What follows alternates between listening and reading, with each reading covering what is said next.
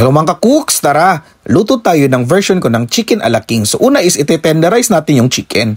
Para naman sa with butter is itlog, asin, paminta, garlic powder at saka paprika. Nagdagdag rin ako dyan ng milk mga ka-cooks. Haluin natin to. Sa dry mixture naman is flour, paminta, asin, paprika at saka garlic powder. Yun, haluin din natin to. Sa pag-fry natin is una sa dry mixture papunta sa ating wet butter. Tapos, balik uli sa ating dry mixture. Tapos, pwede na natin itong iprito sa mainit na mantika sa katamtamang apoy lang mga ka-cooks. Yun, tingnan nyo naman yan. Crispy.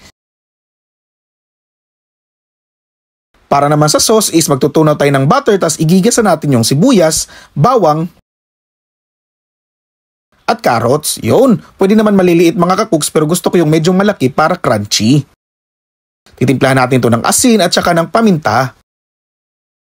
Lagay din tayo dyan ng flour para malapot yung ating sauce. Haluin natin to. Tapos pwede na nating idagdag yung ating milk mga ka-cooks.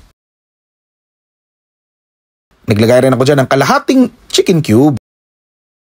Panguli is idagdag na natin yung ating cream mga ka-cooks. Tingnan nyo naman yan. Creamy ang sauce. Tapos i-plate na natin. Chicken plus ating alaking sauce. Tingnan nyo naman yan.